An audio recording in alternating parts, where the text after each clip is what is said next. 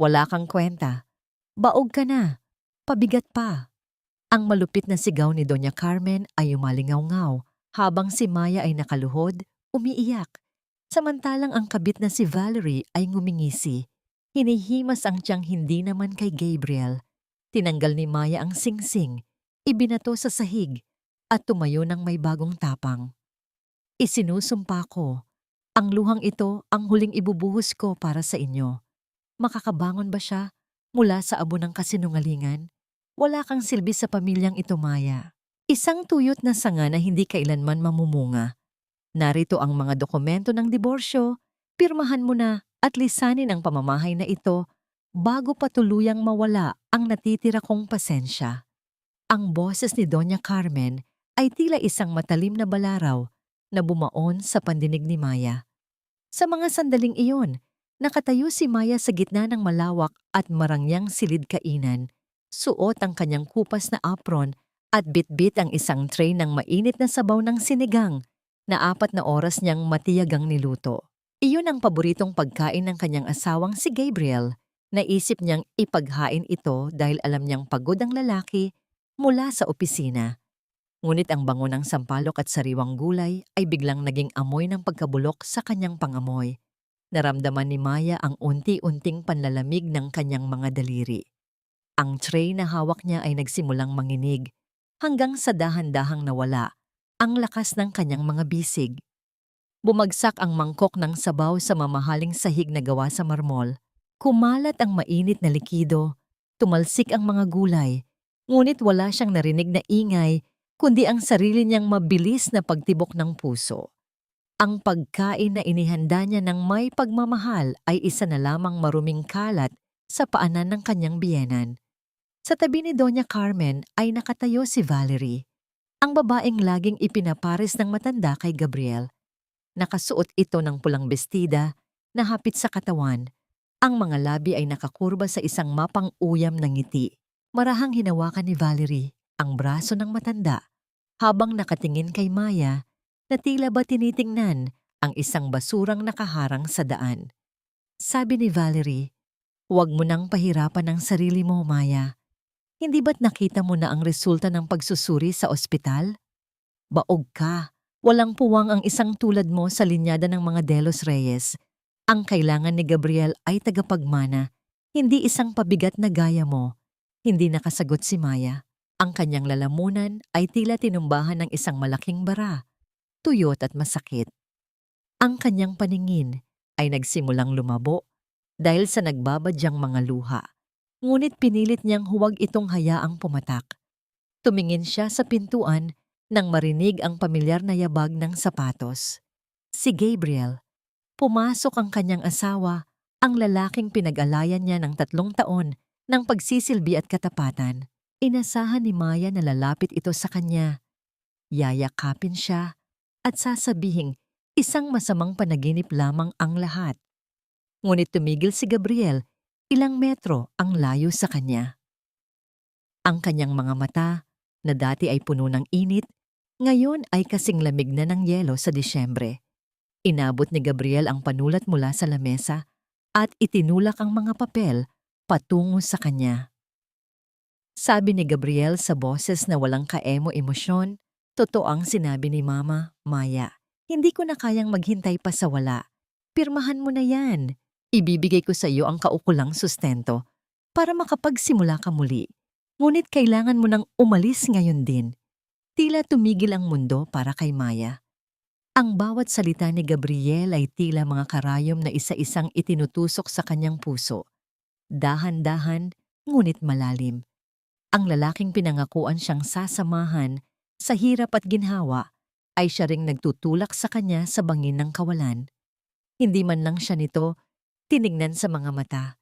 Hindi man lang nito tinanong kung ayos lang ba siya. Sa isang iglap, ang lahat ng kanyang pagsasakripisyo, ang mga gabing puyat siya sa pag-aalaga rito kapag may sakit ito, at ang pagtitiis niya sa kamalasan ng kanyang biyanan ay naging abo. Dahan-dahang lumapit si Maya sa lamesa. Ang kanyang bawat hakbang ay tila paglalakad sa ibabaw ng mga basag na bubog.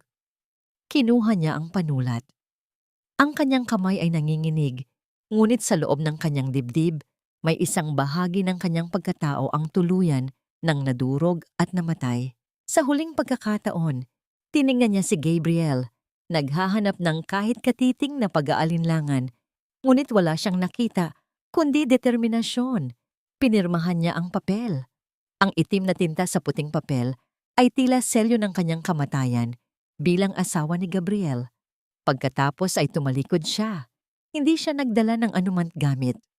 Ang tanging bitbit niya ay ang damit na suot niya at ang bigat sa kanyang sinapupunan na wala pang nakakaalam.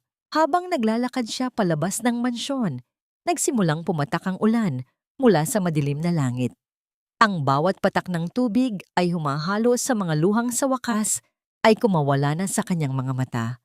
Sa gitna ng dilim at lamig ng gabi, napahinto si Maya sa dulo ng kalsada. Hinawakan niya ang kanyang tiyan, doon sa bahaging sinabi nilang tuyot at walang buhay. Isang lihim na pintig ang naramdaman niya, isang munting buhay na nagsisimula pa lamang lumaban. Paano ko sila mapapatawad sa pagtataboy sa akin sa gitna ng unos na ito? Paano ko mapoprotektahan ang munting buhay na ito kung ang mismong ama niya ang nagtapon sa amin sa putikan? Tumitig si Maya sa malayo, sa direksyon ng mansyon na unti-unting naglalaho sa gitna ng malakas na ulan. Ang sakit ay nananatili, ngunit sa gitna ng kanyang pagkawasak, isang panata ang nabuo sa kanyang isipan. Isang panata na hindi na muling mababali kailanman. 5 taon ang mabilis na lumipas, ngunit ang bawat guhit sa palad ni Maya ay tila mga pilat ng bawat araw na kanyang ipinaglaban. Ang kanyang mga kamay, na dati ay malambot at madalas na nilalagyan ng mamahaling losyon sa mansyon, ngayon ay magaspang na. Puno ng mga paso mula sa tumatalsik na mantika at mga kalyo mula sa pagbubuhat ng mabibigat na kaldero. Sa gitna ng masikip na eskinita ng Barangay Pag-asa, kung saan ang amoy ng kanal ay humahalo sa bango ng ginigisan niyang bawang, natagpuan ni Maya ang isang uri ng kapayapaang hindi kailanman na ibigay sa kanya ng ginto at pilak. Ang maliit na karinderya ni Aling Flora ang naging silungan niya mula ng gabing itaboy siya ng bagyo at ng sarili niyang pamilya. Dito, sa ilalim ng tumutulong bubong na yero, kapag umuulan, muling binuo ni Maya ang kanyang sarili. Sabi ni Tita Flora, habang nagpupunas ng lamesang gawa sa lumang kahoy, "Maya, magpahinga ka muna. Kanina ka paliyad ng liyad dyan sa tapat ng kalan. Baka mabinat ka, alam mo namang kailangan ka ng anak mo." Ngumiti lang si Maya, isang ngiting hindi na umaabot sa kanyang mga mata na laging tila may malalim na iniisip. "Ayos lang po, tita. Malapit na ring matapos itong tinitinda nating ulam." Sayang naman ang kita, pandagdag din sa pampaaral ni Leo. Habang nagsasalita, marang pinunasan ni Maya ang pawis sa kanyang noo, gamit ang laylayan ng kanyang kupas na t-shirt. Ang bawat sentimong kinikita niya ay dugo at pawis, ngunit bawat sentimo rin ay kalayaan para sa kanya at sa kanyang anak. Maya-maya pa ay narinig ang tunog ng mabilis na pagtakbo ng maliliit na paa sa semento. Isang bata ang sumulpot mula sa kanto. May dalang lumang bag at isang malapad na ngiti na tila nagbibigay ng liwanag sa madilim na eskinita. Si Leo. Sa bawat pagtingin ni Maya sa mukha ng kanyang anak, nakikita niya ang anino ng lalaking minahal niya noon. Ang matangos na ilong, ang makapal na kilay, at ang determinasyon sa mga mata. Ngunit ang puso ni Leo ay purong sa kanya. Mapagmahal at hindi marunong sumuko. Lumapit ang bata kay Maya at agad itong yumakap sa kanyang baywang. "Mama, tingnan mo, may nakuha akong bituin sa eskwela." Ipinakita ni Leo ang kanyang maliit na palad na may tatak ng pulang bituin. Sa kabila ng pagod, nakaramdam si Maya ng isang uri ng kaligayahan na tila bumubura sa lahat ng sakit ng nakaraan. Binuhat niya ang bata at hinalikan sa pisngi. Iniinda ang bigat nito sa kanyang nanghihinang katawan. Naupo sila sa isang sulok ng karinderya. Kumuha si Leo ng isang maliit na candy mula sa kanyang bulsa. Isang pirasong candy na tila kanina pa niya tinitipid. Dahan-dahan niya itong binuksan at inabot sa labi ng kanyang ina. Sabi ng bata, "Kalahati tayo, ma, para mabilis mawala ang pagod mo." Sabi ni Tita Flora, "Superhero ka raw kasi." Sa sandaling iyon, naramdaman ni Maya ang pagbara ng emosyon sa kanyang lalamunan. Ang tamis ng candy ay humalo sa alat ng isang patak ng luhang, hindi niya napigilang kumawala. Ito ang kanyang kayamanan. Ito ang kanyang dahilan kung bakit siya bumabangon sa bawat umaga kahit na ang buong mundo ay tila nakadagan sa kanyang mga balikat. Ngunit ang katahimikan ng hapong iyon ay biglang nabulabog. Ang ugong ng isang makapangyarihang makina ay unti-unting lumapit sa kanilang eskinita. Isang tunog na hindi nababagay sa lugar na yon. Ang mga bata sa kalye ay nagsitigil sa paglalaro at ang mga kapitbahay ay nagsimulang sumilip mula sa kanilang mga bintana. Isang itim at kumikinang na sasakyan na tila isang malaking halimaw na naliligaw ang pilit na pumasok sa masikip na kalsada. Ang tunog ng mga gulong na kumakiskis sa lupang may halong graba at putik ay biglang napatid. Tumigil ang sasakyan sa tapat mismo ng maliit na karinderya ni Maya. Ang makintab na pintura nito ay nagsisilbing salamin sa maduming paligid. Ipinapakita ang kaibahan ng yaman at hirap. Bumukas ang pinto ng sasakyan at mula rito ay lumabas ang isang pares ng sapatos na gawa sa mamahaling balat, nangingintab sa ilalim ng papasikat na ilaw ng poste. Dahan-dahang itinuon ng taong lumabas ang kanyang bigat sa putikang kalsada, hindi alintana kung madumihan ang kanyang suot. Ang hangin ay tila tumigil sa pag-ihip at ang ingay ng paligid ay biglang napalitan ng isang nakabibinging katahimikan. Napahigpit ang hawak ni Maya sa balikat ni Leo. Ang kanyang puso ay nagsimulang tumibok ng mabilis. Isang pamilyar na kaba ang muling gumising sa kanyang sistema. Tumingala si Maya at doon, sa gitna ng usok ng kanyang niluluto at ng nagbabadyang dilim, nakita niya ang isang anino mula sa kanyang nakaraan. Isang aninong akala niya ay baon na sa limot. Ngunit ngayon ay nakatayo sa kanyang harapan, tinititigan ang kanyang bawat galaw ng may halong gulat at hindi maipaliwanag na sakit. Sa gitna ng masikip na kalsadang puno ng mga bitak at stagnant na tubig ulan, nakatayo si Gabriel de los Reyes na tila isang banyagang naligaw sa sarili niyang lungsod. Ang kanyang itim na SUV ay nakabara sa daan.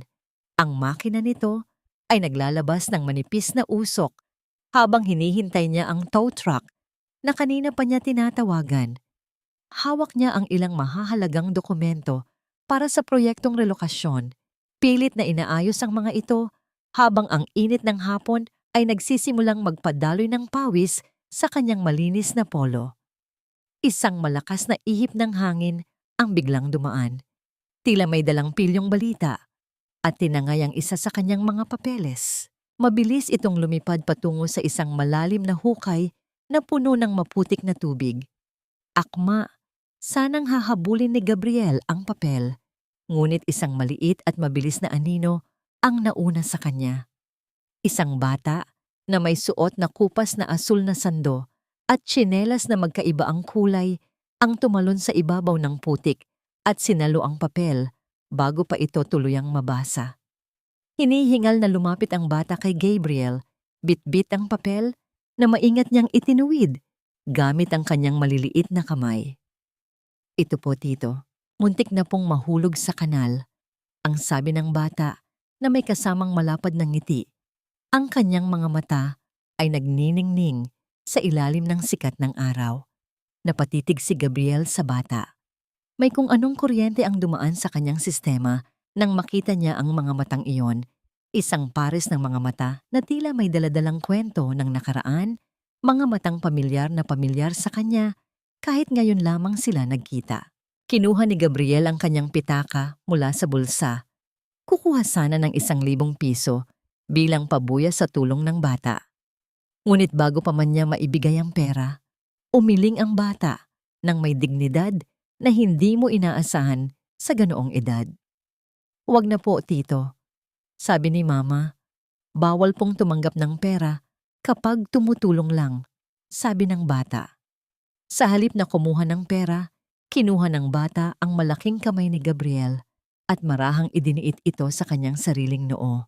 Ang mainit at magaspang na balat ng bata ay sumayad sa balat ni Gabriel, isang simpleng pagmamano na tila nagpatigil sa takbo ng oras. Doon, sa gitna ng ingay ng mga tricycle at tawanan ng mga kapitbahay, naramdaman ni Gabriel ang isang hindi maipaliwanag na pintig sa kanyang dibdib. Hindi niya malaman kung bakit, ngunit dahan-dahan niyang itinaas ang kanyang kamay at hinaplos ang magulong buhok ng bata. Naamoy niya ang amoy ng araw at ang murang sabon na panlabas sa damit nito. Isang amoy na tila tumutusok sa kanyang alaala, amoy ng isang tahanang matagal na niyang nawala. Isang kakaibang init ang dumaloy sa kanyang puso, isang damdamin na hindi niya naramdaman sa loob ng 5 taon sa piling ng sarili niyang kinikilalang anak sa mansyon. "Sino ang pangalan mo, bata?" tanong ni Gabriel sa boses na bahagyang nanginginig. "Leo po, tito." "Leo ang tawag nila sa akin," sagot ng bata habang masayang nakatingin sa kanya. Ngunit bago pa man muling makapagsalita si Gabriel, isang boses ang pumutol sa katahimikan ng kanilang sandali. Isang boses na matalas, puno ng pag-aalala, at may kasamang pamilyar na tinis na tila isang multo mula sa kanyang panaginip. "Leo! Anak! Halika na rito! Huwag kang makipag-usap sa kung sino-sino." Napatigas si Gabriel sa kanyang kinatatayuan. Ang boses na yon, ang bawat tono at hagod ng pananalita ay tila isang kutsilyong humiwa sa kanyang kasalukuyan. Dahan-dahan niyang ibinaling ang kanyang tingin sa pinagmumulan ng boses sa pintuan ng isang maliit na karinderya kung saan ang usok ng niluluto ay nagbibigay ng mistikal na anyo sa paligid. Doon, nakita niya si Maya. Nakatayo ito habang may hawak na sandok. Ang muka ay bahagyang may uling, ngunit ang kagandahan nito ay hindi kayang itago ng anumang dumi ng paligid. Ang kanilang mga mata ay nagtagpo. Ang mga matang dati ay puno ng pagsamba. Ngayon ay puno na ng takot at hindi maikakailang puot. Agad na hinila ni Maya si Leo papasok sa maliit nilang tahanan. Ang tunog ng tuyot na paglak ng pinto ay tila isang huling depensa laban sa mundong nais muling manakawan siya ng lahat. Ang kanyang puso ay parang tambol na mabilis na tumitibok sa loob ng kanyang dibdib. Nararamdaman niya ang bawat pintig nito hanggang sa kanyang mga daliri na nanginginig habang nakahawak sa balikat ng anak. Hindi siya makapagsalita. Ang tanging nagagawa niya ay ang yakapin ng mahigpit ang bata. Tila ba kapag binitawan niya ito, ay bigla na lamang itong maglalaho sa harap ng kanyang mga mata.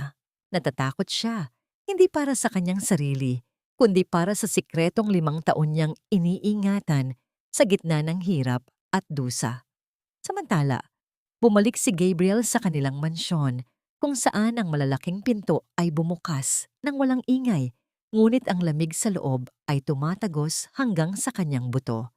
Hindi ito lamig mula sa air conditioning, kundi ang lamig ng isang bahay na binalot ng materyalismo at kawalan ng tunay na pagmamahal.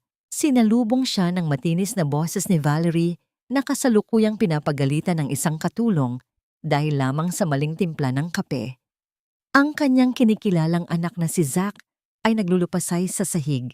Itinatapon ng isang mamahaling robot dahil lamang sa hindi ito ang kulay na gusto niya. Napahinto si Gabriel at napatingin sa bata. Ngunit ang nakikita niya ay ang mukha ni Leo, ang batang tumanggi sa pera at nagmano sa kanya ng may kagalakan. Isang malalim na kawalan ang naramdaman ni Gabriel. Bakit mas ramdam niya ang pagiging ama sa isang batang ngayon lang niya nakilala kaysa sa batang 5 taon na niyang kasama sa ilalim ng iisang bubong? Pumasok si Gabriel sa kanyang silid-aklatan at dahan-dahang binuksan ang isang nakatagong drawer sa kanyang lamesa. Mula roon ay inilabas niya ang isang lumang panyo Nagawa sa simpleng koton. May burda itong letrang M sa gilid. Marahan niyang inilapit ang panyo sa kanyang mukha. Pilit na hinahanap ang bango ni Maya na matagal nang naglaho. Ito ang tanging alaala na itinago niya. Ang tanging bagay na nagpapaalala sa kanya na dati siyang naging masaya bago naging miserable ang kanyang buhay sa piling ng mga kasinungalingan ng kanyang ina at ni Valerie.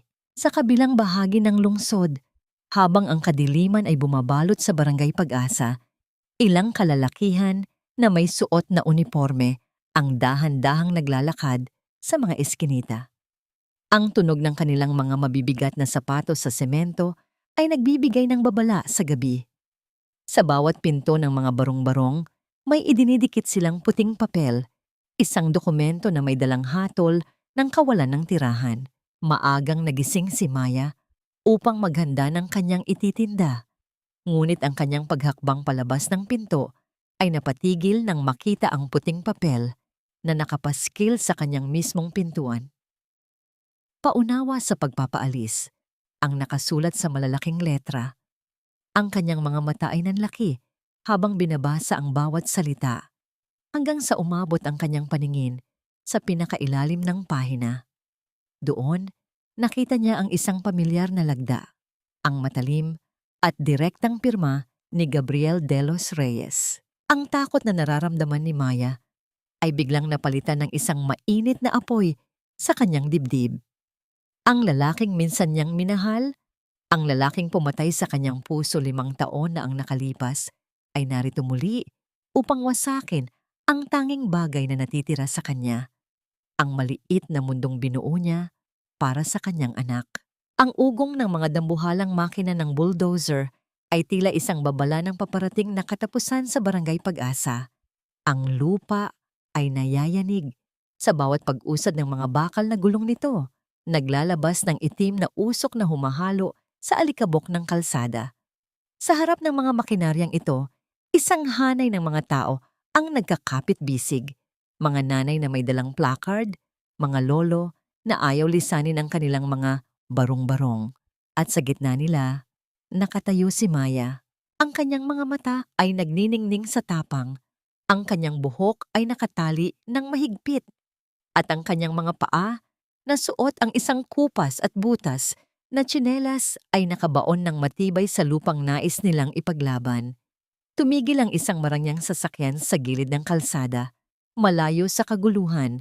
Bumukas ang pinto at lumabas si Gabriel, napapalibutan ng kanyang mga bodyguard. Ang kanyang suot na mamahaling suit ay isang malaking sampal sa kahirapan ng mga taong nasa harap niya. Pagkakita sa kanya, ang galit ng mga residente ay lalong nag-alab. Ngunit nang humakbang si Maya palabas ng hanay, ang lahat ay tila natahimik. Sabi ni Maya sa boses na hindi nanginginig ngunit puno ng pait, "Hindi mo ba talaga nakuha ang lahat sa akin, Gabriel? Kinuha mo ang dignidad ko, ang pangarap ko, at ang 3 taon ng buhay ko na inilaan ko sa iyo. Pati ba naman ang maliit na bubong na ito na tanging proteksyon ng anak ko, aagawin mo pa?" Ang bawat salita ni Maya ay tila isang latay sa budhi ni Gabriel. Ang lalaki ay napatitig sa kanyang dating asawa. Ang kanyang mga mata ay lumambot sa gitna ng pagkabigla.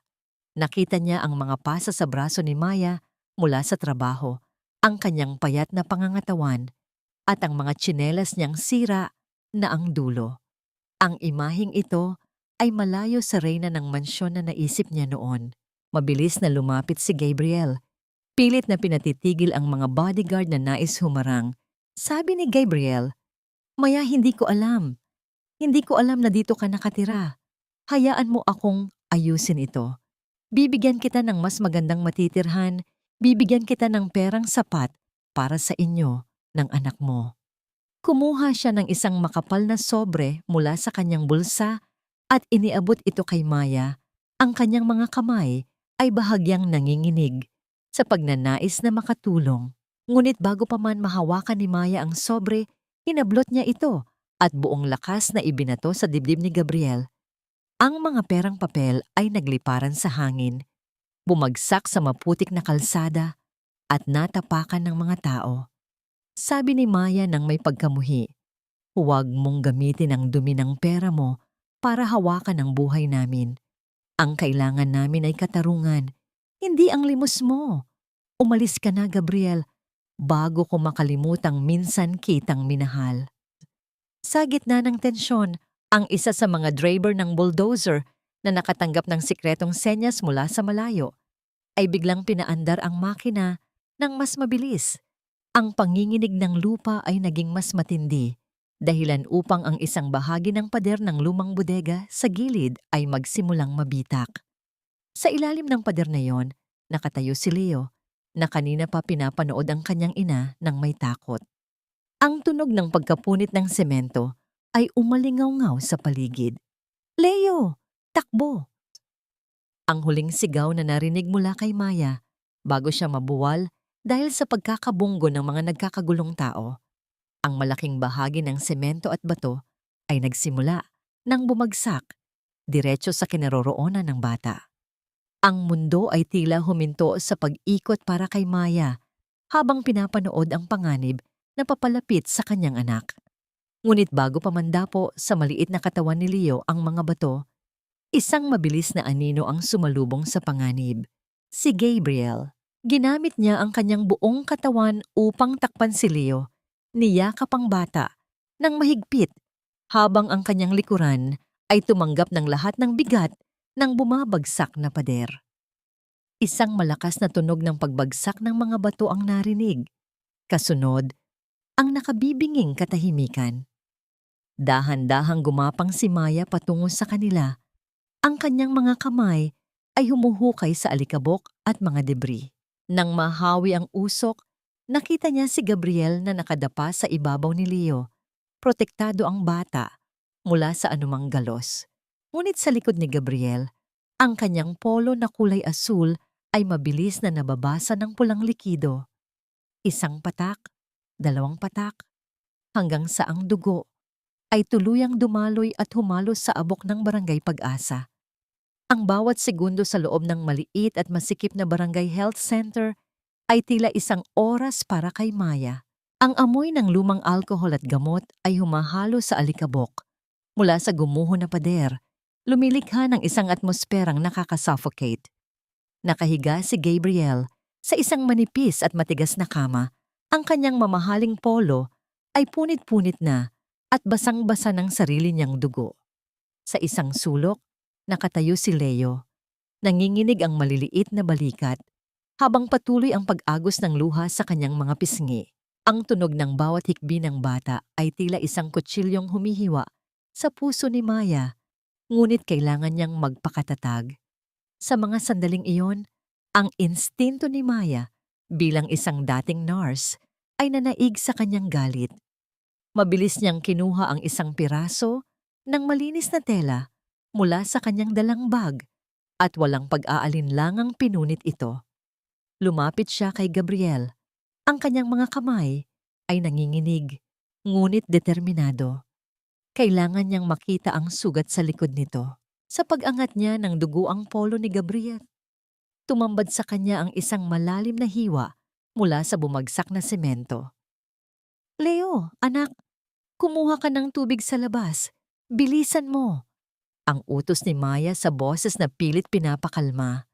Nang lumabas ang bata, naiwan silang dalawa sa gitna ng nakabibinging katahimikan ng maliit na silid. Dahan-dahang idiniit ni Maya ang tela sa sugat ni Gabriel upang patigilin ang pag-agos ng dugo.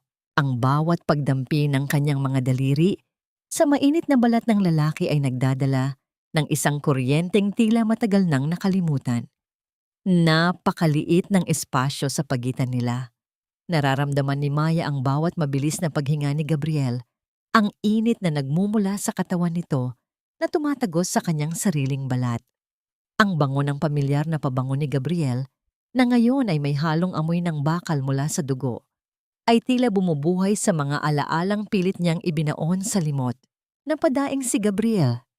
Gabriel, ang kanyang mga mata ay dahan-dahang bumukas at itinuon ang paningin sa mukha ni Maya. Sa kabila ng hapdi ng kanyang sugat, tila wala siyang pakialam sa sakit. Ang kanyang paningin ay nakapako lamang sa mga mata ng babaeng 5 taon niyang hindi nakasama. Inabot ni Gabriel ang nanginginig na kamay ni Maya at marahang hinawakan ito. Ang kanyang mga daliri ay humahaplos sa mga kalyo sa palad ng babae. Sabi ni Gabriel sa boses na paos at puno ng pagsisisi, "Maya, bakit hindi mo sinabi? Bakit hindi mo sinabi na ganito kahirap ang buhay mo sa labas? Bakit tiniis mo ang lahat ng ito ng mag-isa?" Ang bawat salita ni Gabriel ay tila isang mainit na hininga na dumadapo sa leeg ni Maya. Dahilan upang lalong bumilis ang tibok ng kanyang puso. Napatigil si Maya sa kanyang ginagawa. Ang kanyang mga mata ay nanatiling nakatitig sa sugat. Natatakot na kapag tumingin siya kay Gabriel ay tuluyan siyang bumigay. Ngunit sa isang hindi sinasadyang pagkakataon, napatingin siya sa mga labi ng lalaki na ngayon ay may bahid ng tuyong dugo. Nang hindi nag-iisip, itinaas ni Maya ang kanyang hinlalaki at marahang pinunasan ang mantsa sa labi ni Gabriel. Isang kilos ng pag-aalaga na madalas niyang gawin noong sila ay mag-asawa pa. Ang sandaling yun ay tila tumigil ang mundo. Ang bawat pintig ng kanilang mga puso ay tila nagkakaisa sa gitna ng dilim at hirap. Ngunit mabilis ding natauhan si Maya. Binawi niya ang kanyang kamay nang marinig ang yabag ng mga paa ni Leo na pabalik na. Muling bumalik ang lamig sa kanyang mga mata, isang pader na muling itinayo upang protektahan ang kanyang sarili. Sabi ni Maya ng may pait, "Dahil tinapon mo kami, Gabriel, huwag mong itanong kung bakit mahirap ang buhay ko. Dahil ikaw ang dahilan kung bakit kami nawalan ng lahat. Pagkatapos nito, umalis ka na. Huwag mo nang babalikan ang anak ko." Tumayo si Maya at kinuha ang baso ng tubig mula kay Leo. Iniwasan ang anumang kontak sa mga mata ni Gabriel. Ang lalaki ay nanatiling nakahiga. Ang kanyang puso ay mas masakit pa kaysa sa sugat sa kanyang likod. Ramdam niya ang pader na itinayo ni Maya. Isang pader na tila hindi na niya kailanman matitibag. Sa labas ng health center, sa dilim ng kalsada, isang figura ang nakatago sa likod ng isang puno. Ang tunog ng pag-click ng isang kamera ay hindi narinig sa gitna ng ingay ng kuliglig. Ngunit ang bawat kuha ay malinaw. Ang pagdampi ng kamay ni Maya sa mukha ni Gabriel, ang kanilang malapit na pag-uusap at ang emosyong namamagitan sa kanila. Ang mga larawang ito ay mabilis na ipinadala sa isang numerong nakarehistro sa ilalim ng pangalang Valerie. Isang matunog na tawa ang kumawala mula sa kabilang linya habang tinitingnan ni Valerie ang bawat kuha sa kanyang cellphone. Ang kanyang mga mata ay nanlilisik sa galit at inggit. Sabi ni Valerie sa kanyang sarili habang hinahaplos ang kanyang tiyan na wala namang laman, "Buhay ka pa pala, Maya. Akala mo ba ay hahayaan kitang agawin muli ang lahat ng akin? Sisiguraduhin kong ang lupang kinatatayuan nyo ngayon ang magiging huling hantungan nyo." Sa loob ng malamig at marangyang mansyon ng mga De Los Reyes, ang bawat hakbang ni Valerie sa makintab na sahig ay tila isang babala ng paparating na unos. Hawak niya ang kanyang cellphone. Ang screen nito ay nagliliyab sa mga kuha ng kanyang mga espiya mula sa Barangay Pag-asa. Ipinakita niya ang mga larawan kay Doña Carmen na kasalukuyang nakaupo sa kanyang tila trono na upuan, humihigop ng tsaa ng may labis na katarayan. Sabi ni Valerie sa boses na puno ng pagkamuhi at pandidiri, "Tingnan mo ito, Mommy Carmen. Kadiri, hindi ba? Ang dumi-dumi ng lugar na yan. Pero tila gustong-gusto ni Gabriel na nagpapakabayani para sa basurang iyan.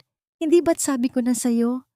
Ang hampas lupang si Maya ay hindi titigil hanggat hindi nakakakuha ng atensyon at pera mula kay Gabriel.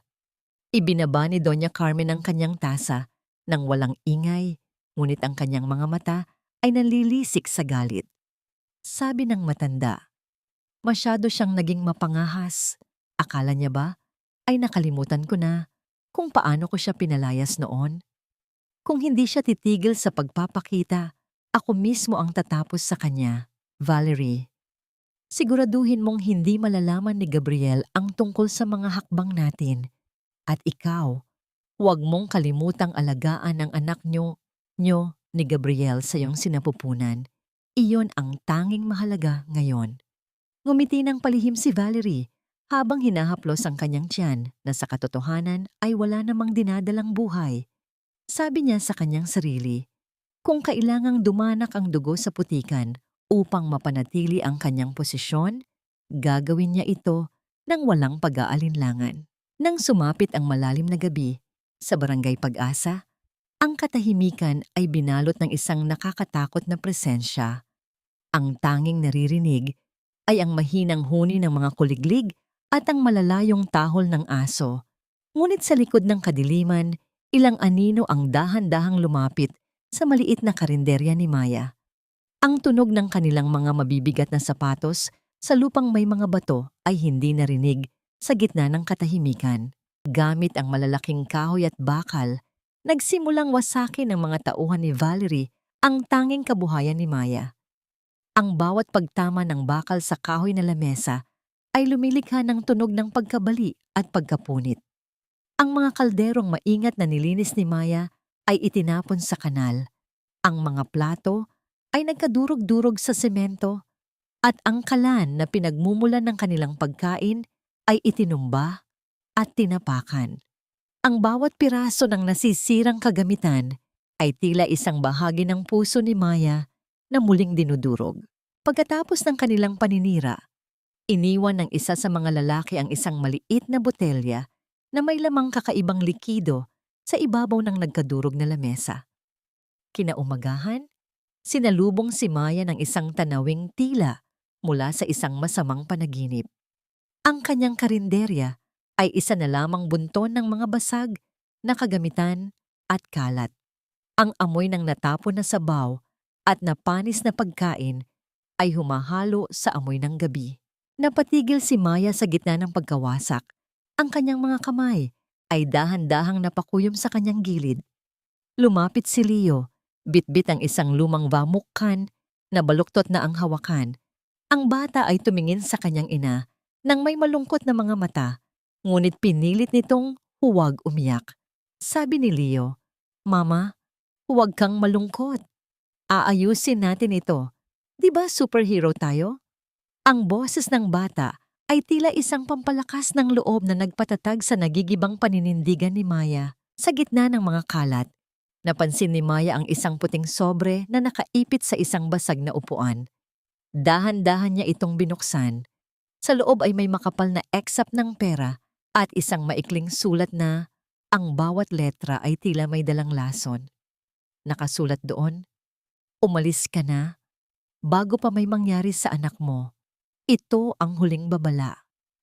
Hindi nanginginig ang mga kamay ni Maya. Sa halip, ang kanyang mga mata ay nag-apoy sa isang uri ng galit na matagal na niyang kinalimutan. Hindi na siya ang mahinang babae na umiiyak sa harap ng mansyon 5 taon na ang nakalipas. Kinuha niya ang sobre, kinuha ang kanyang lumang bag at binuhat si Leo. Ang bawat hakbang niya palayo sa wasak na karinderya ay puno ng determinasyon. Sumakay si Maya sa isang taxi at ibinigay ang isang pamilyar na address, ang mismong opisina ng kumpanya ni Gabriel. Habang tinitingnan niya ang naglalakihang mga gusali sa labas ng bintana, isang pangako ang binitawan ni Maya sa kanyang sarili. Sabi niya sa kanyang isipan, kung ito ang gusto nilang laro, pagbibigyan niya sila. Ngunit sa pagkakataong ito, sisiguraduhin niyang wala nang matitira sa kanilang mga kasinungalingan. Ang bawat hakbang ni Maya sa makintab na semento ng sikat na gusali ng De Los Reyes Holdings ay tila isang deklarasyon ng digmaan. Ang mga empleyadong nakasuot ng mamahaling uniforme ay napatitig sa kanya. Isang babaeng may suot na kupas na t-shirt, bitbit ang isang lumang bag, at karga-karga ang isang bata. Ngunit ang kislap sa mga mata ni Maya ay sapat na upang walang sino man ang humarang sa kanyang daraanan. Dumiretso siya sa elevator. Ang tunog ng bawat pagbukas at pagsasara ng pinto ay tila isang hudyat ng paparating na paghuhukom. Nang bumukas ang pinto sa pinakataas na palapag, bumadya sa kanyang paningin ang malawak na opisina ni Gabriel. Sa loob, nakaupo si Gabriel sa kanyang malaking lamesa, habang si Valerie ay nakasandal sa kanyang balikat, tila isang ahas na naglalabas ng kamandag. Ang halakhak ni Valerie ay biglang napatid nang makita ang figura ni Maya na nakatayo sa pinto. Hindi na naghintay si Maya ng anumang imbitasyon. Mabilis siyang lumapit sa gitna ng silid at buong lakas na ibinato ang makapal na sobre ng pera sa mismong mukha ni Valerie. Ang mga perang papel ay nagliparan sa hangin, bumagsak sa mamahaling carpet na tila mga tuyong dahon. Sabi ni Maya sa boses na puno ng kapangyarihan at puot, "Bilin mo ang kabaong mo gamit ang perang ito, Valerie. Huwag na huwag mong susubukang hawakan o takutin ang anak ko. Dahil sisiguraduhin kong ang impyernong binuo nyo para sa akin ay sa inyo babagsak." Namutla si Valerie sa gulat, ngunit agad din itong napalitan ng matinding galit. Tumayo siya at dinuro si Maya. Ang kanyang muka ay naging kasing pangit ng kanyang ugali. Sabi ni Valerie, "Ang kapal ng mukha mong pumasok dito, hampas lupa. Akala mo ba ay natatakot ako sa'yo? Isa ka lang baog na basura na itinapon ng pamilyang ito. Umalis ka rito bago ko ipakaladkad ang katawan mo sa mga bodyguard." Itinaas ni Valerie ang kanyang kamay. Akmang sasampalin si Maya ng buong lakas. Ngunit bago pa man dumapo ang palad ni Valerie, isang matigas na kamay ang humablot sa kanyang pulsuhan. Si Gabriel. Ang kanyang mga mata ay nanlilisik sa galit habang tinititigan si Valerie. Sa isang mabilis na pagkilos, inihagis ni Gabriel ang kamay ni Valerie palayo at tumayo sa harap ni Maya. Tila isang pader na nagpoprotekta sa kanya. Ang bawat paghinga ni Gabriel ay nararamdaman ni Maya sa kanyang likuran. Isang mainit na proteksyon na matagal na niyang hindi naramdaman. Sabi ni Gabriel sa boses na galing sa kaibuturan ng kanyang dibdib, "Huwag na huwag mong susubukang saktan si Maya sa harap ko, Valerie. At huwag mong uulitin ang salitang iyan. Wala kang karapatang tawagin siyang baog o basura." Lalong naging hysterical si Valerie. Tumawa siya ng pilit habang tumutulo ang luha ng pagkukunwari sa kanyang mga pisngi. "Ipagtatanggol mo ang baog na yan, Gabriel. Nakalimutan mo na ba? 5 taon mo siyang tiniis pero wala siyang naibigay sa'yo. Ako ang nagdadala ng tagapagmana mo nga ngayon. Bakit mo siya pinoprotektahan?" Sa mga sandaling iyon, ang maliit na batang kanina pa nakatago sa likod ni Maya ay dahan-dahang lumabas. Si Leo. Ang kanyang maliliit na kamao ay nakakuyom. Ang kanyang mga mata ay puno ng tapang at sakit na hindi nararapat sa isang 4 na taong gulang. Tumingala si Leo kay Valerie. Ang kanyang boses ay umalingaw-ngaw sa buong tahimik na opisina. "Hindi baog ang mama ko. Nandito ako. Ako ang anak niya." Ang sigaw ni Leo. Ang bawat salita ay tila isang kidlat na tumama sa puso ni Gabriel. Ang buong silid ay binalot ng isang nakabibinging katahimikan. Ang tunog ng pagtibok ng puso ni Gabriel ay tila naririnig ng lahat. Dahan-dahan siyang lumingon. Ang kanyang mga mata ay dahan-dahang bumaba sa maliit na batang nakatayo sa harap niya. Nakita niya ang bawat anggulo ng mukha ni Leo, ang hugis ng mata, ang kurba ng labi, at ang bawat detalye na tila isang replika ng sarili niyang mukha noong bata pa siya. Isang matinding panghihina ang naramdaman ni Gabriel sa kanyang mga tuhod. Ang lahat ng kasinungalingan ng kanyang ina, ang lahat ng panlilinlang ni Valerie tungkol sa kawalan ng kakayahan ni Maya na magkaanak ay gumuho sa isang sandali. Isang mabilis na kalkulasyon ang dumaan sa kanyang isipan, 5 taon. Tamang-tama, sa panahong pinalayas niya si Maya sa gitna ng ulan. Humakbang si Gabriel ng dahan-dahan patungo sa bata. Ang kanyang kamay ay nanginginig na parang dahon. Sabi ni Gabriel sa boses na halos pabulong na lamang dahil sa matinding emosyon, "Ilang taon ka na? Bata, sino ang ama mo?" Bago pa man makasagot si Leo, Mabilis na binuhat ni Maya ang bata at umatras ng malayo. Ang kanyang mga mata ay puno ng takot at pag-iingat, tila isang inang hayop na handang pumatay para protektahan ang kanyang anak. Hindi niya hinayaang mahawakan ni Gabriel ang bata. "Huwag kang lalapit, Gabriel. Wala kang karapatang itanong yan." Ang huling sabi ni Maya bago siya mabilis na tumalikod at tumakbo palabas ng opisina. Bitbit ang katotohanang tuluyan nang bumasag sa mundo ni Gabriel. Sa loob ng kanyang madilim na opisina, ang tanging nagbibigay ng liwanag ay ang asul na sinag mula sa screen ng kanyang laptop. Ngunit hindi ang mga ulat ng benta ang tinititigan ni Gabriel. Ang kanyang mga mata ay nakapako sa kalendaryo. 5 taon. Binilang niya ang bawat buwan, bawat linggo, hanggang sa bumalik ang kanyang gunita sa gabing iyon. Ang gabing pinalayas niya si Maya sa gitna ng malakas na ulan. Ang sakit ng katotohanan ay unti-unting gumagapang sa kanyang sistema, tila isang malamig na kamay na sumasakal sa kanyang leeg.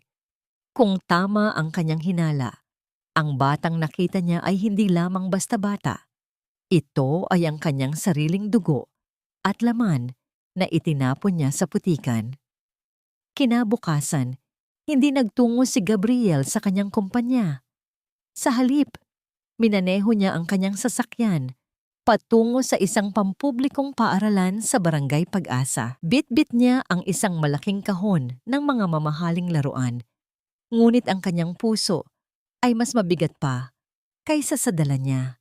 Mula sa malayo, nakita niya si Leo na masayang nakikipaglaro sa kanyang mga kaklase sa maalikabok na palaruan. Ang tawa ng bata ay tila isang himig na matagal nang hinahanap ng kanyang kaluluwa. Sa tulong ng guro, na agad namang humanga sa kisig at yaman ng bisita, pinayagan siyang makausap si Leo sa oras ng merienda. Dinala ni Gabriel ang bata sa isang malapit na tindahan ng sorbetes. Sabi ni Gabriel sa boses na pilit pinatitibay, "Leo, gusto mo ba ng ice cream? Pili ka ng kahit anong flavor na gusto mo." Ang bata ay tumingin sa kanya nang may kislap sa mga mata. Ngunit bago pumili, nagtanong muna ito kung papayag ba ang kanyang mama. Ang kagandahang asal ng bata ay tila isang sampal sa konsensya ni Gabriel. Sa huli, pumili si Leo ng isang makulay na sorbetes na may mga palamuting mani sa ibabaw. Ngunit sa kalagitnaan ng kanilang pagkain, ang saya ay biglang napalitan ng takot. Napansin ni Gabriel ang mabilis na pamumula sa paligid ng bibig ni Leo. Nagsimulang magkamot ang bata sa kanyang leeg at ang kanyang paghinga ay naging mabigat at may kasamang huni na tila nahihirapan. Ang mga mata ni Leo ay nanlaki sa takot habang pilit na humihingi ng tulong sa pamamagitan ng kanyang mga kamay. Isang matinding kaba ang bumalot kay Gabriel. Alam niya ang senyales na ito, sabi ni Gabriel sa kanyang sarili, habang mabilis na binuhat ang bata. Huwag mong sabihing pareho tayo." Mabilis siyang tumakbo patungo sa kanyang sasakyan, hindi ininda ang mga gamit na naiwan sa lamesa.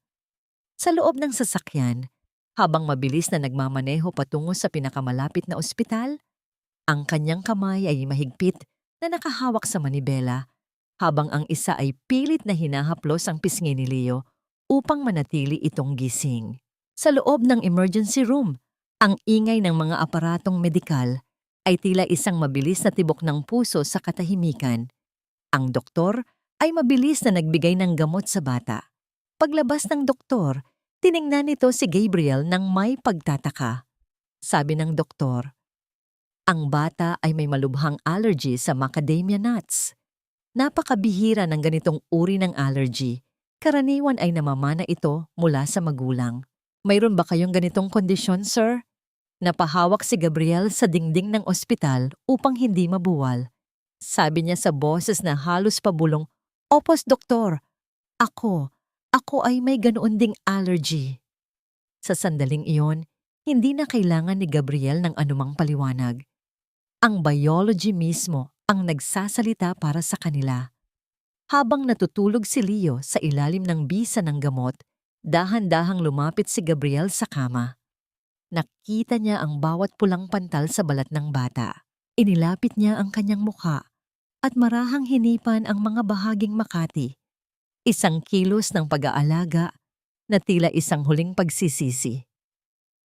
Gamit ang nanginginig na mga daliri, kumuha siya ng isang hibla ng buhok ni Leo na naiwan sa unan at maingat na inilagay ito sa isang maliit na plastik upang ipadala para sa isang mabilisang pagsusuri ng ADN. Ngunit ang katahimikan ng kwarto ay nabasag ng bumukas ang pinto ng may lakas. Si Maya. Hinihingal ito.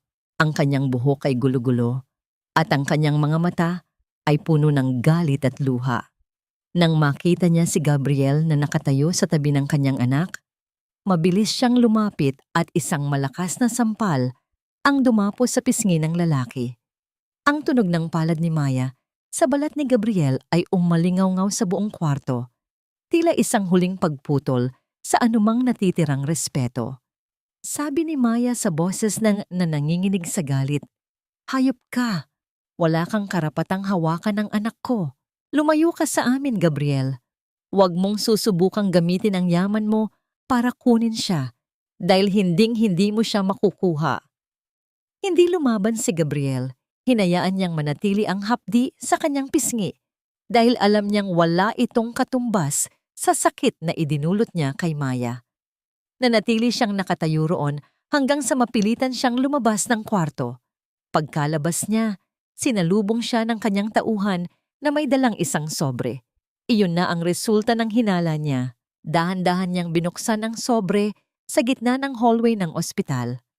Ang mga letra ay tila nagsasayaw sa kanyang paningin hanggang sa tumigil ang kanyang mga mata sa isang numero, 79.7%. Ang posibilidad ng pagiging ama. Ang tuhod ni Gabriel ay tuluyang bumigay at napaupo siya sa sahig ng ospital habang ang mga papel ay nagkalat sa kanyang paligid. Ang bawat luhang pumatak mula sa kanyang mga mata ay puno ng pagsisisi. Isang huling pagtanggap na siya ang halimaw na sumira sa sarili niyang pamilya. Sa loob ng kanyang sasakyan, ang bawat patak ng ulan sa windshield ay tila mga luhang hindi mapigilan ni Gabriel. Hawak niya ang dugo ang resulta ng ADN, ang papel na nagsilbing huling hatol sa kanyang pagkatao. Ang bawat letra sa dokumentong yon ay tila naging mga boses mula sa nakaraan. Ang iyak ni Maya habang pinapaalis, ang matalas na salita ng kanyang ina, at ang sarili niyang pananahimik. Sa bawat pagpikit niya, nakikita niya ang mukha ni Leo, ang batang itinapon niya sa dilim nang hindi niya nalalaman. Mabilis niyang minaneho ang sasakyan patungo sa Barangay Pag-asa sa gitna ng malakas na bagyo. Ang langit ay tila nakikiramay sa kanyang pighati, naglalabas ng matinding ulan na nagpapalubog sa mga eskinita. Hindi na inisip ni Gabriel ang kanyang mamahaling sapatos o ang kanyang pangalan. Ang tanging nasa isip niya ay ang kailangan niyang makita si Maya. Kailangan niyang humingi ng tawad kahit na alam niyang wala siyang karapatan para rito. Huminto ang sasakyan sa tapat ng maliit at tumutulong bahay ni Maya. Ang tunog ng ulan sa bubong na yero ay kasing ingay ng kaguluhan sa loob ng kanyang dibdib. Dahan-dahan siyang bumaba. Ang bawat hakbang niya sa malalim na putik ay tila paglalakad sa apoy. Kumatok siya sa pinto ng may nanginginig na mga kamay. Ang bawat pagtama ng kanyang kamao sa lumang kahoy ay tila isang pagsusumamo sa langit.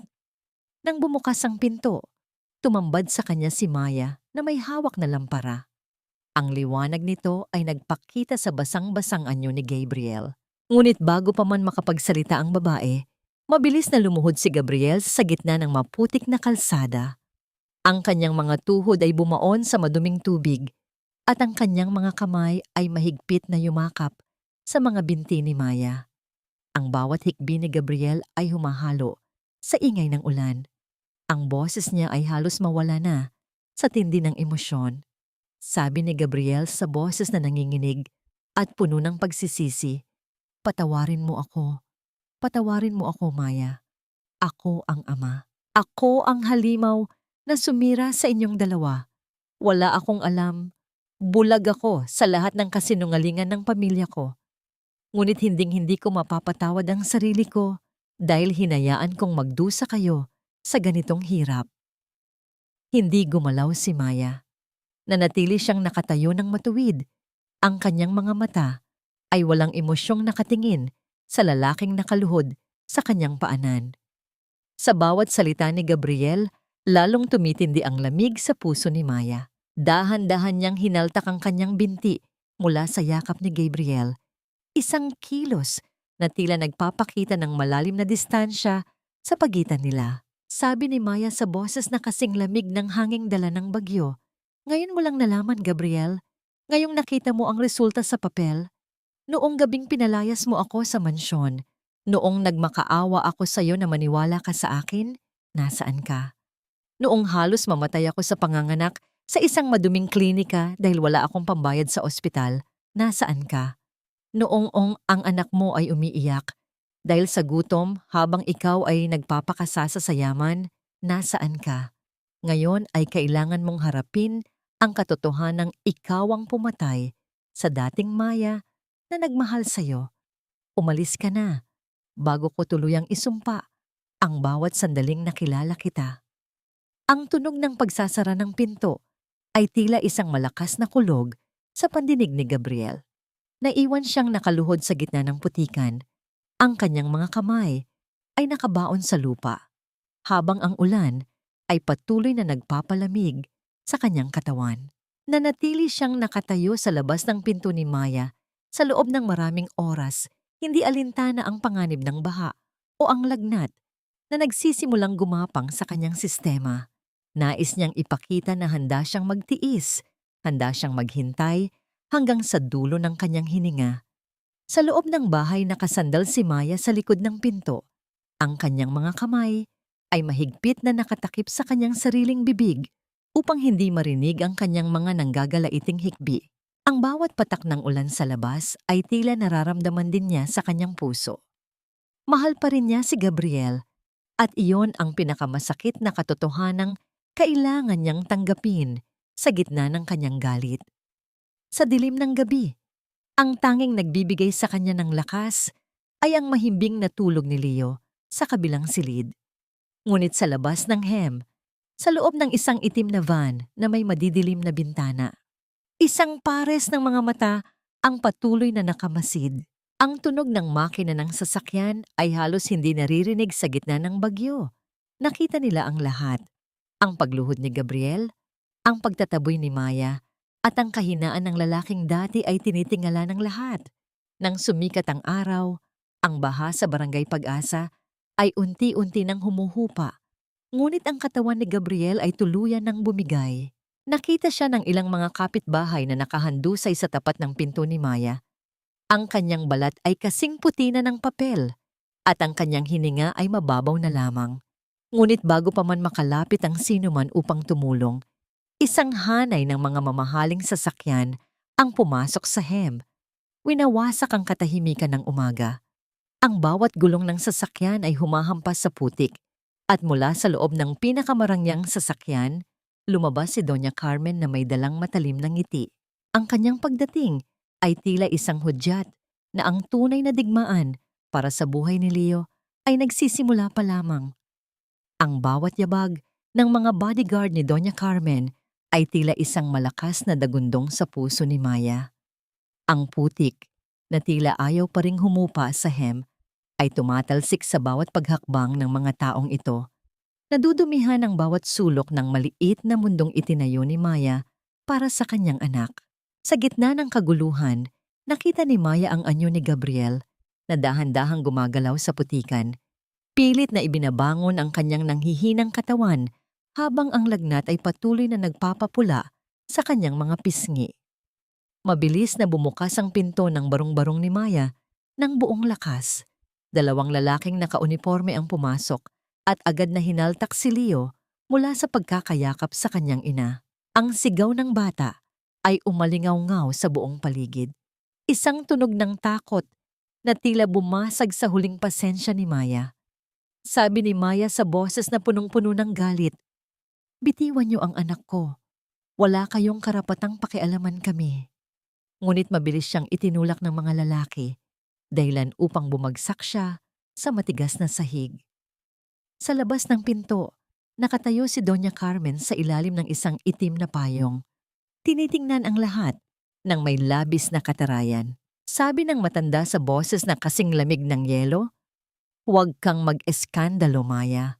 Ang batang iyan ay may dalang dugong de los Reyes. Hindi siya nararapat na manirahan sa ganitong dumi at kahirapan. Kukunin ko siya at sisiguraduhin kong lalaki siyang may dangal, malayo sa iyong impluensya." Sa mga sandaling iyon, ang kamay ni Gabriel ay humawak sa paa ng isang bodyguard na akmang kukuha kay Leo.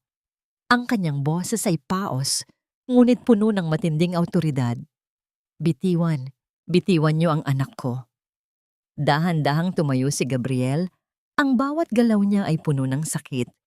Ngunit ang apoy sa kanyang mga mata ay sapat na upang mapaatras ang mga lalaki.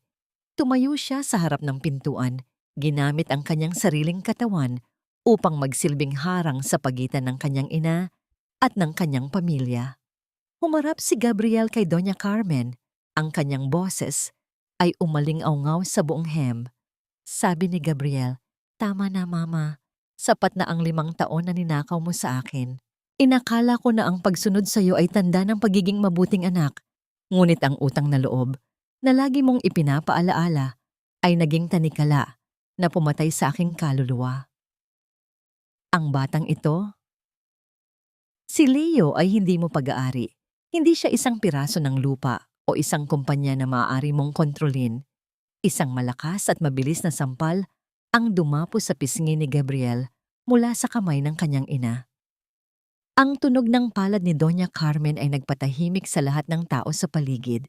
Sabi ni Doña Carmen na nanginginig sa galit, "Gabriel, pinili kitang maging tagapagmana ng lahat. Huwag mong sayangin ang kinabukasan mo para sa isang babaeng binuulang ng putik." Hindi gumalaw si Gabriel. Nanatili siyang nakatayo ng matuwid. Tinatanggap ang sakit ng sampal bilang huling kabayaran sa kanyang nakaraan. Sabi ni Gabriel ng may determinasyon, "Kung ang pagiging tagapagmana ay nangangahulugang kailangan kong maging isang halimaw na gaya mo, kung gayon ay tinatalikuran ko na ang lahat. Simula sa oras na ito, hindi na ako ang CEO ng kumpanyang iyan. Wala na akong pakialam sa yaman o sa pangalan. Mas gusto kong mamuhay sa putik kasama ang pamilya ko kaysa manirahan sa gintong mansyong puno ng kasinungalingan." Nanlaki ang mga mata ni Doña Carmen. Ang katahimikan ay nabasag nang biglang kumawala si Leo mula sa hawak ng bodyguard at tumakbo patungo kay Gabriel. Ang bata ay yumakap sa binti ng kanyang ama at sa unang pagkakataon, ang salitang matagal nang hinihintay ni Gabriel ay umaling-awngaw sa paligid. "Huwag mong aawayin ang papa ko. Masama kang matanda." Ang sigaw ni Leo habang nanginginig ang boses. Ang salitang papa ay tila isang himala na nagbigay ng panibagong lakas kay Gabriel. Inangat niya ang bata at hinalikan sa noo, habang ang isa niyang kamay ay inabot si Maya upang tulungan itong tumayo. Ang tatlo ay nakatayo na ngayon sa gitna ng hem, isang pamilyang winasak ng yaman ngunit pinag-iisa ng kahirapan. Ngunit bago pa man makasagot si Doña Carmen, ang tunog ng isa pang mabilis na sasakyan ang pumasok sa lugar. Bumukas ang pinto at lumabas si Valerie. Ang kanyang muka ay puno ng pait at desperasyon. Tumawa siya ng may halong baliw na himig habang nakatingin sa kanilang tatlo. Sabi ni Valerie, "Akala mo ba ay ganoon lang kadali iyon, Gabriel? Akala mo ba ay matatakasan mo ang responsibilidad mo sa akin? Umalis ka man o manatili, hindi mo ako maiiwan dahil dala-dala ko na ang pangalawang tagapagmana mo. Buntis ako, Gabriel, at ang batang ito ang tunay na magpapatuloy sa pangalan mo."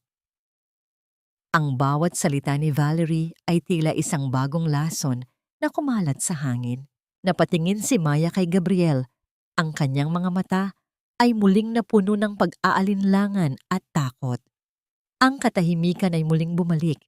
Ngunit sa pagkakataong ito ay punong-puno ng panganib at mga bagong kasinungalingang handang muling wasakin ang lahat. Ang bawat salita ni Valerie ay tila isang matalim na kutsilyong humiwa sa bawat sulok ng mansyon. Sa loob ng malawak na sala, kung saan ang bawat muebles ay sumisigaw ng yaman, ang tensyon ay mas masikip pa kaysa sa eskinita ng Barangay Pag-asa. Si Doña Carmen ay nakaupo ng may ngiting tagumpay, naniniwalang hawak na niya muli ang mga baraha. Si Valerie naman ay nakatayo sa tabi nito. Ang kanyang kamay ay marahang nakahaplos sa kanyang tiyan, nagpapanggap na isang inang nag-aalala sa kinabukasan ng kanyang dinadala. Ngunit ang katahimikan ay nabasag nang bumukas ang malaking pinto. Mula roon ay pumasok si Gabriel, hindi nag-iisa. Kasama niya ang kanyang pinagkakatiwalaang abogado at isang lalaking mukhang gusgusin. Ang mga mata nito ay puno ng takot at pag-aalinlangan. Ang pagdating ng lalaking ito ay nagdulot ng biglaang pagbabago sa mukha ni Valerie. Ang kanyang nangiti ay biglang naglaho at napalitan ng matinding kaba. Sabi ni Gabriel sa boses na kalmado, ngunit puno ng kapangyarihan, "Valerie, Mommy, akala niyo ba ay hindi ko alam ang mga laro ninyo? Akala niyo ba ay mananatili akong bulag habang pinapatay niyo ang aking kaluluwa? Ngayon, hayaan ninyong ipakita ko sa inyo ang tunay na kahulugan ng katotohanan." Inihagis ni Gabriel ang isang makapal na folder sa ibabaw ng lamesang gawa sa salamin. Ang tunog ng pagbagsak ng mga papel ay umalingaw-ngaw sa buong silid. Bawat isa ay tila isang bomba na handang sumabog. Sa loob niyan ay ang mga kopya ng bank transfer na ginawa ni Valerie sa kanyang dating kasintahan, ang lalaking nasa tabi ko ngayon. Bawat buwan, sa loob ng 5 taon, nagpapadala siya ng malaking halaga upang manahimik lamang ito tungkol sa tunay na ama ng batang kinikilala niyang tagapagmana ko. Nanlaki ang mga mata ni Doña Carmen habang mabilis na binuklat ang mga papel. Nakita niya ang bawat transaksyon, bawat petsa at ang pangalan ng lalaking nakatayo sa kanyang harapan. Nagsimulang manginig ang mga kamay ni Valerie. Ang kanyang balat ay naging kasing puti na ng papel. Ngunit hindi pa tapos si Gabriel. Inilabas niya ang isa pang dokumento mula sa folder. At ito ang resulta ng ADN test ni Zach, ang batang 5 taon nating pinalaki sa ilalim ng ating bubong. Negative, hindi siya aking anak. Hindi siya isang De Los Reyes. Ang bawat salita ni Gabriel ay tila isang malakas na sampal sa mukha ni Donna Carmen. Ang matanda ay napahawak sa kanyang dibdib. Ang kanyang paghinga ay naging mabigat. At ang kanyang mga mata ay nanatiling nakatitig sa papel na hawak niya. Lumuhod si Valerie sa sahig, humahagulgol habang nakayakap sa paa ni Gabriel. Ang kanyang pagkukunwari ay naging isang desperadong pag-arte. Sabi ni Valerie, "Gabriel, patawarin mo ako. Ginawa ko lang yon dahil mahal na mahal kita. Natakot akong iwan mo ako. Ang pagbubuntis ko ngayon, ito ay totoo. Maniwala ka sa akin." Ngumiti si Gabriel ng may pait. "Ang pagbubuntis mo? Abogado, ipakita mo na sa kanya ang huling sorpresa." Ipinakita ng abogado ang isang ulat mula sa isang sikat na doktor. Nagpapatunay na si Valerie ay sumailalim sa isang operasyon 2 taon na ang nakalipas na nag-alis sa kanyang kakayahang magkaanak. Ang huling kasinungalingan ni Valerie ay nabura na rin sa isang iglap. Hindi na makapagsalita si Doña Carmen. Ang kanyang mukha ay namula sa galit at kahihiyan. Tumingin siya kay Gabriel. Ang kanyang mga kamay ay nanginginig na parang dahon. Sinubukan niyang magsalita, ngunit walang boses na lumabas. Ang tanging nagawa niya ay ang umubo ng paulit-ulit hanggang sa tuluyan siyang bumagsak sa kanyang upuan. Walang malay. Si Valerie naman ay tumawa ng may kabaliwan habang pinupulot ng mga bodyguard palabas ng mansyon. "Hindi pa tayo tapos, Gabriel. Sisirain ko kayo. Tandaan niyo yan." Ang sigaw niya hanggang sa tuluyan siyang mawala sa paningin. Sa gitna ng kaguluhan, Nanatiling nakatayo si Gabriel. Tinitigan niya ang kanyang ina na ngayon ay inaalalayan ng mga katulong. Wala siyang naramdamang awa, wala siyang naramdamang galit. Ang tanging nararamdaman niya ay kalayaan.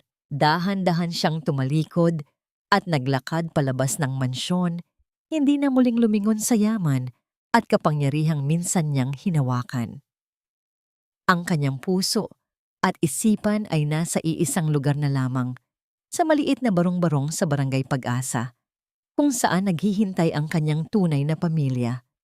Ang bango ng ginigisang bawang at sibuyas ay muling bumalot sa maliit na eskinita ng Barangay Pag-asa. Ngunit sa pagkakataong ito, hindi lamang si Maya ang abala sa pagluluto. Sa tabi niya, nakatayo si Gabriel, isang dating CEO na ngayon ay may suot na kupas na apron. Pilit na hinihiwa ang mga gulay ng pantay-pantay gamit ang isang kutsilyong hindi niya sanay gamitin. Ang bawat hiwa niya ay tila isang bagong aral sa kababaang loob. Ang pawis sa kanyang noo ay hindi na mula sa tensyon sa boardroom, kundi mula sa init ng kalan. Pagtapos ng gulo sa mansyon, pinili ni Gabriel na manirahan sa isang maliit na kwarto sa tabi ng bahay ni Maya. Hindi niya ginamit ang natitira niyang pera para bumili ng magandang bahay. Sa halip, ibinigay niya ang lahat ng yon sa isang trust fund para sa kinabukasan ni Leo. Ang tanging itinira niya ay sapat lamang para sa pang-araw-araw na gastusin. Ang kanyang layunin ay hindi na ang kumita ng pera, kundi ang muling makuha ang tiwala ng pamilyang minsan niyang winasak. Si Maya ay nanatiling malamig sa kanya sa simula. Hindi niya ito kinakausap maliban na lamang kung tungkol sa trabaho. Ang bawat kilos ni Gabriel ay tila sinusuri niya, hinahanap ang anumang bakas ng pagkukunwari. Ngunit araw-araw, nakikita niya ang determinasyon sa mga mata ng lalaki.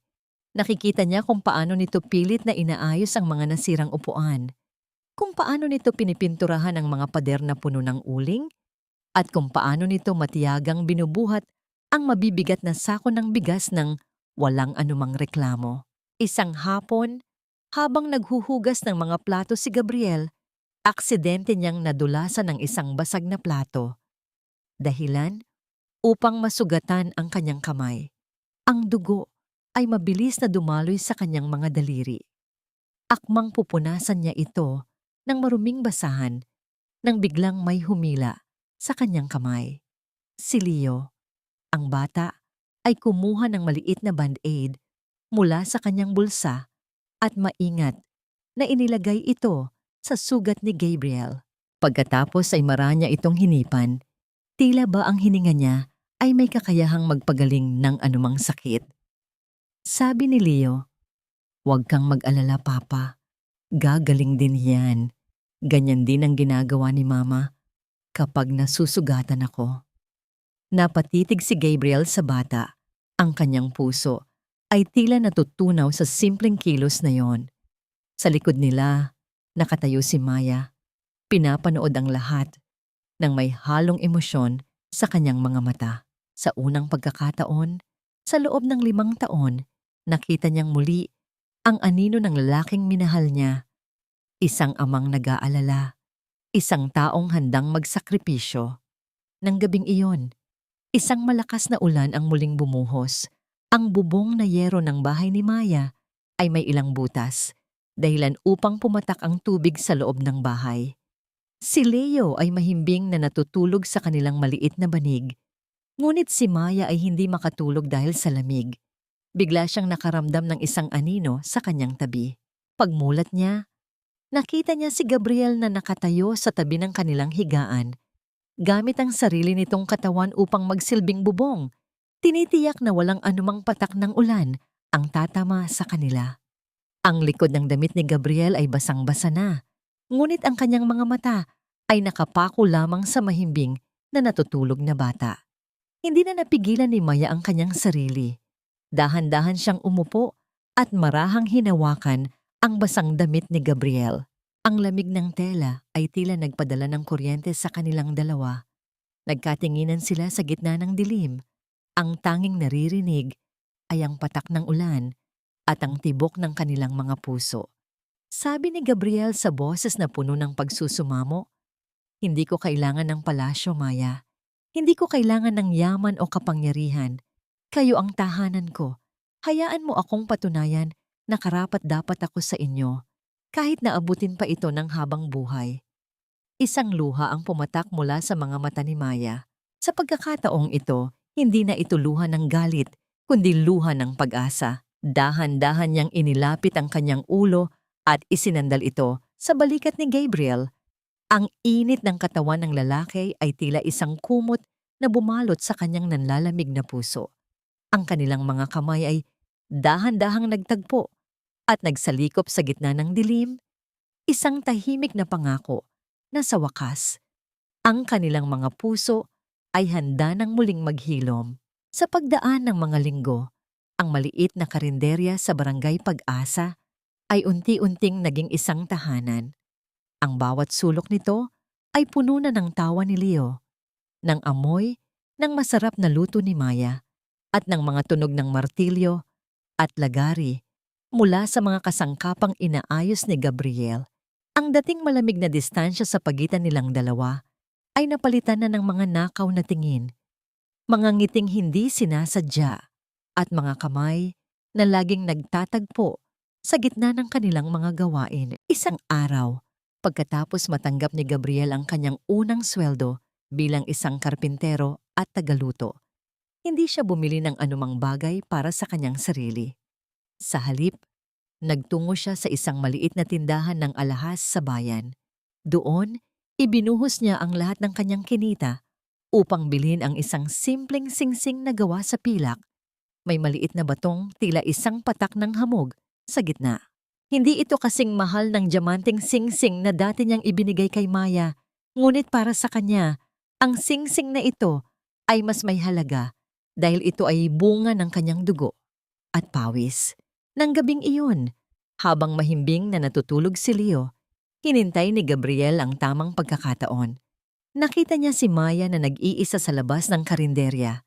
Nakatingin sa mga bituin na tila may malalim na iniisip. Dahan-dahan siyang lumapit.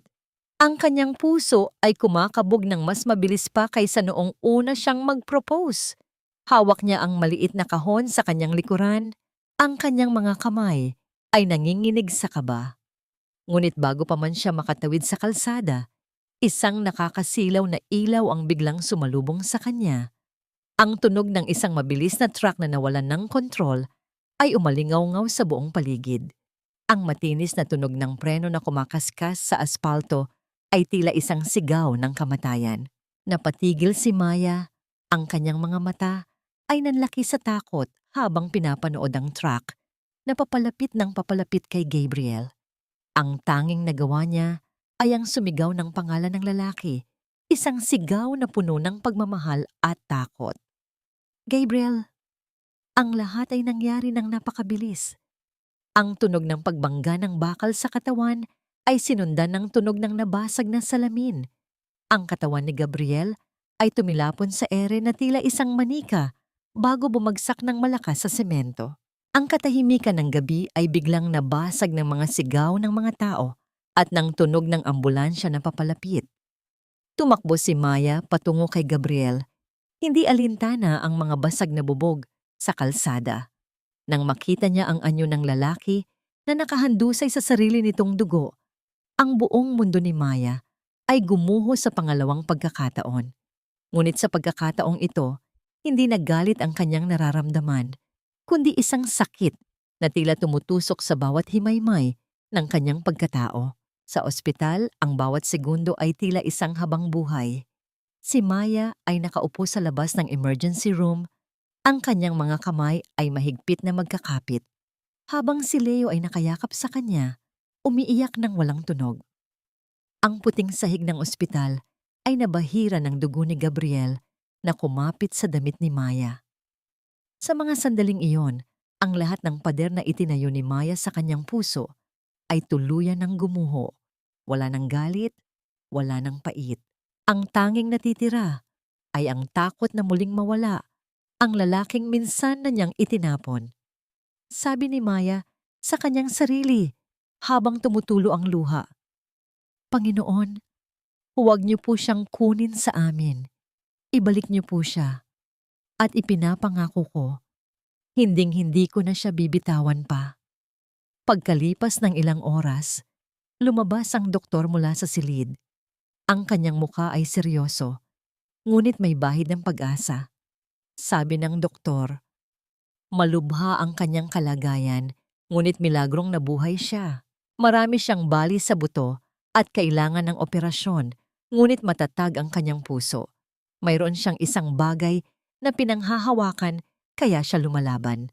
Nang payagan si Maya na pumasok sa silid, nakita niya si Gabriel na nakahiga sa kama, napapalibutan ng mga tubo at aparato.